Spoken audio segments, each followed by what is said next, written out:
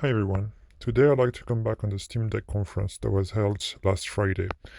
And you could watch the whole 2 or 3 hours worth of videos on that day, or you can just watch this video and probably you get around to the key takeaways in hopefully a shorter time. So first, that conference led by Valve was actually a mix of pre-recorded sessions as well as live Q&A. So actually we learned a lot of things, mostly from the live Q&A session, because there were some opportunities to confirm some points that we were not really sure until now. I would say there was 3 main categories inside this presentation: hardware design, development for the Steam Deck, and finally Steamos. So let's go through it one by one. First, hardware design. Nothing completely new this time around, just a lot of additional information we got regarding what was actually inside the Steam Deck. We know now that one of the main components is really let's say making the Steam Deck as powerful as it is actually is DRAM, mainly the LPDDR5. And it was chosen apparently for having both property of very fast transfer rates, as well as being very power efficient, so that you can actually enjoy very fast transfer speeds and still keep the battery for prevent from draining for a very long time. And the deck is actually one of the first devices on the market to actually use this kind of RAM, so which is pretty cool. There's 16 gigabytes of RAM, and it's actually unified between the CPU and GPU. And what this means is that the GPU by default will allocate 1 gigabyte as reserved memory, but it can actually take up to 8 gigabytes. So they thought that in the future, if there are some more demanding games that require more VRAM, basically this kind of design will make it possible to allocate. One thing that I found pretty interesting, that they tailored the whole design of the hardware to perform the same regardless you're actually using it on a battery or you're plugging it in the power. And so this is pretty different from what we used to seeing. For example, the Nintendo Switch, just one of the examples, there's many others, typically has a higher performance profile when you're plugging it into another dock or other power device. And this enables for the Switch to have a higher resolution and higher frame rates, for example. For the deck, it's apparently not going to be the case. Regardless of the power source, it's going to perform exactly the same, which is an interesting design. And also makes it a little bit less relevant to have a dock per se. I mean, you won't expect now to have better performance with a dock. They touched upon the storage solution and how fast they are. And they did some comparison apparently on single game between NVMe, eMMC, and microSD transfer speeds. And the overall message is that, yeah, there are some difference. Definitely the microSD is significantly slower than the other solutions. However, in terms of actual time you'll be waiting,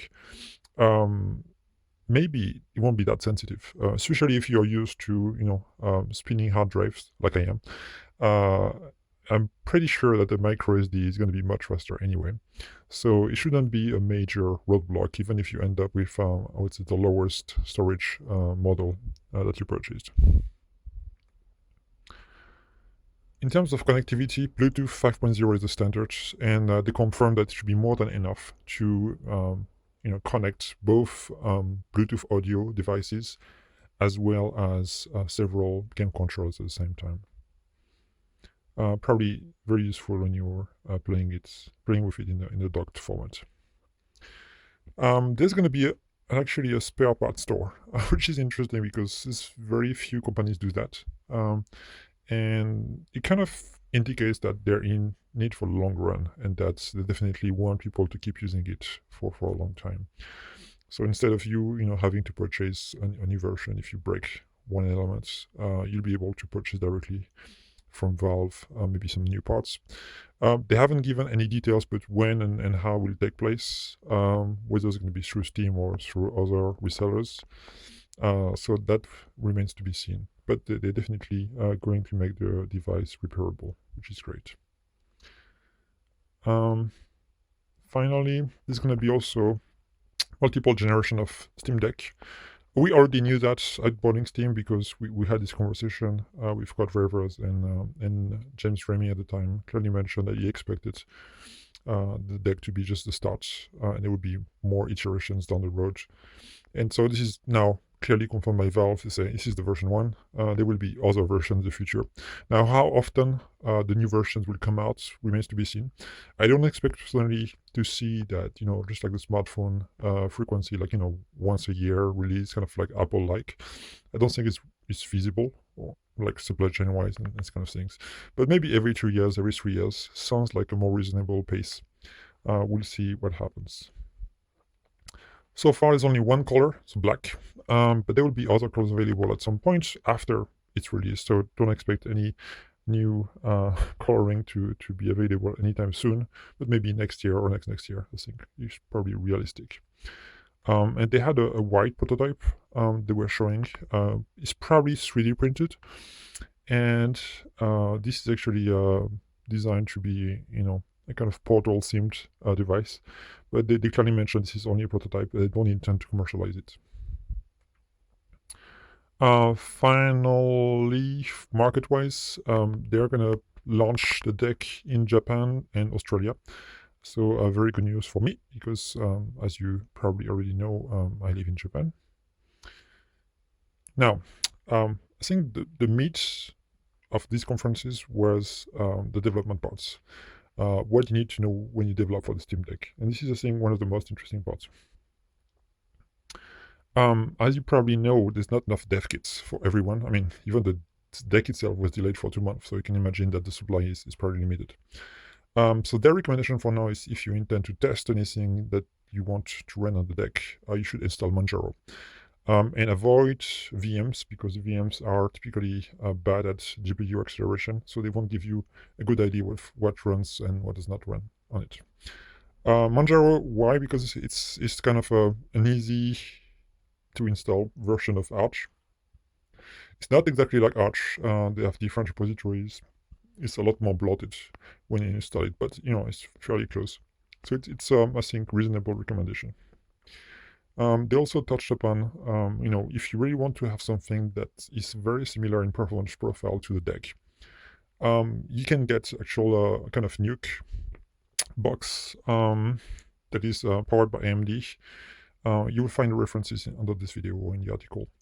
That has a very actually similar hardware as the deck, Ryzen 7 and so on, and has apparently slightly more powerful CPU, but slightly less powerful GPU, and you use DDR4, so it's approximately same range of performance.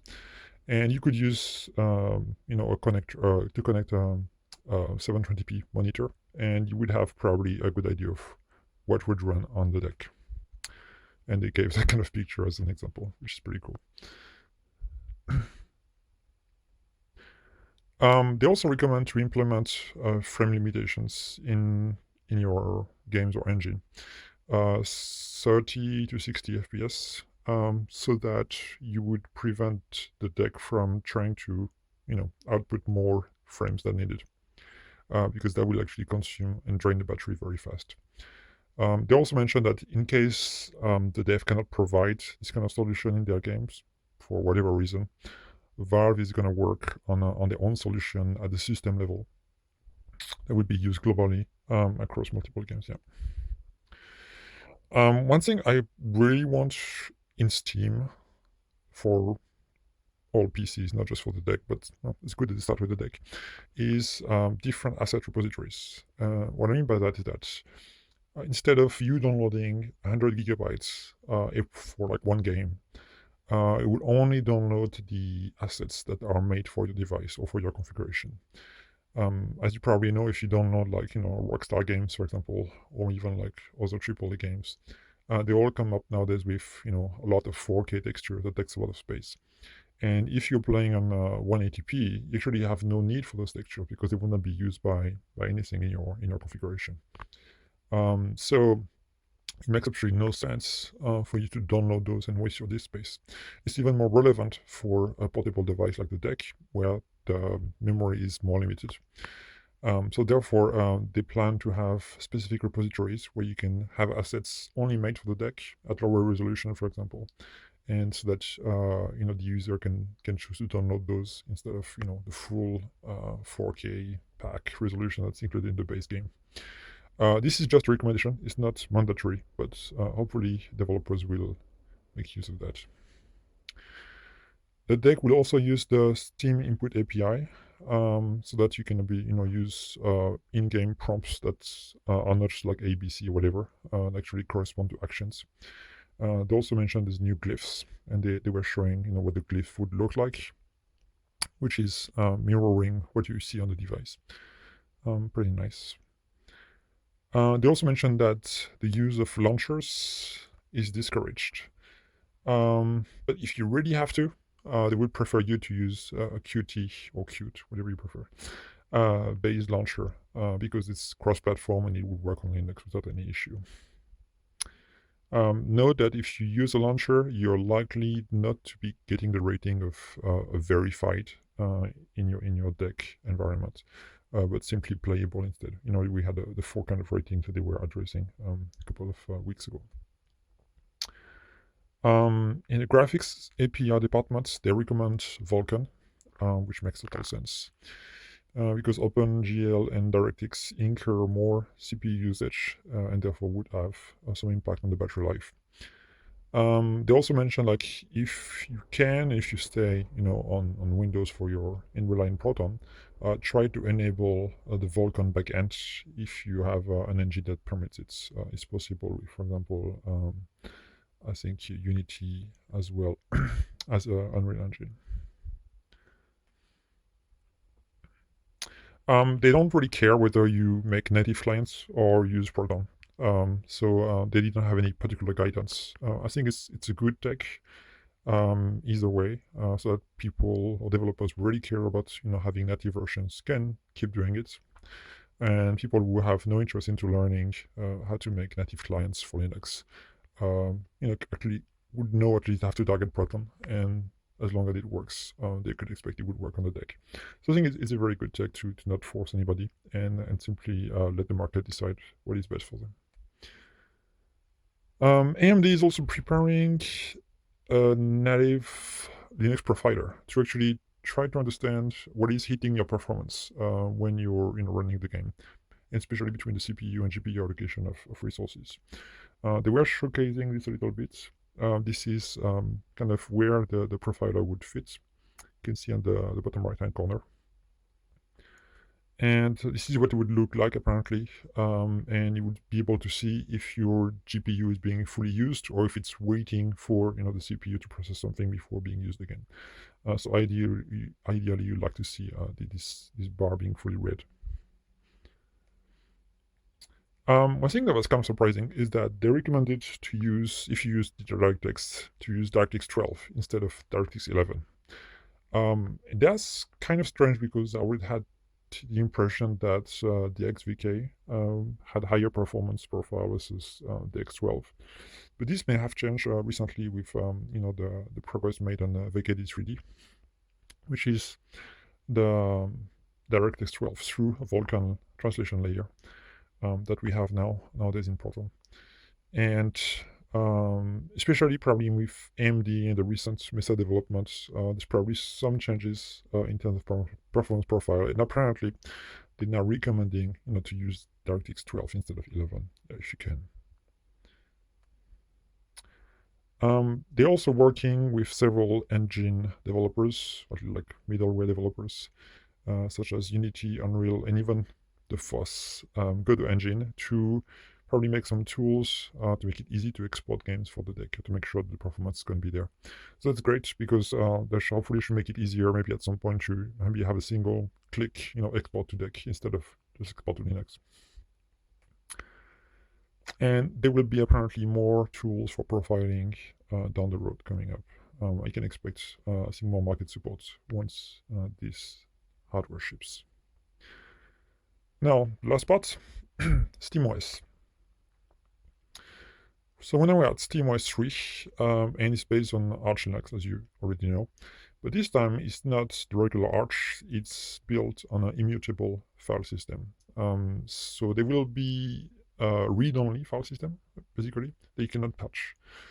This makes it easier to process updates, for example, without have any way for the end user to destroy the system, which is very safe. They also have apparently a developer mode that will be make it easy for you to unlock the file system if you want to play with it and potentially destroy your device. They also mentioned that you should be able to install extra application using Flatpak and maybe some other ways, but they were not very specific there. I'm thinking maybe app image, we'll see. They will release the SteamOS 3 version after the deck. And the same thing goes for the big picture mode, the new one they were planning for the deck. It's not going to be released before. So you're going to have to wait if you were expecting it in this year on your desktop. Probably it's going to be maybe second quarter next year. We'll see. The new big picture mode also has a new controller setup interface that's quite different from what you probably used to seeing now. This is what it will actually look like.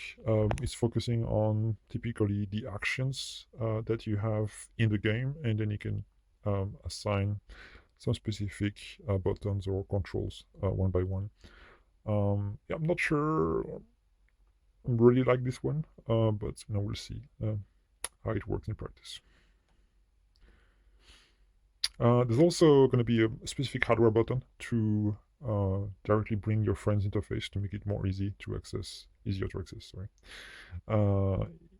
inside your game, for example. But it's going to look like that. It will basically pop up directly as overlay over your game, and you'll be able to see your friends list. There they talked about a very cool aspect where your save games will be synchronized very quickly between basically your game that you're playing right now and the cloud, and then you could actually just turn off your deck or at least put it to sleep, and then go to your PC and continue the game right away, just like nothing happens. I mean, you'll be able to seamlessly transition to another device. To make this possible, they will, however, need developer to change a little bit the API and how they address the saving mechanism. It looked pretty easy as they described it. So as long as developers support it, that should make it really practical if you intend to play in the same game on multiple devices. Apparently, they're going to make it very easy to install non-sync games, maybe potentially other stores or emulators, something like that.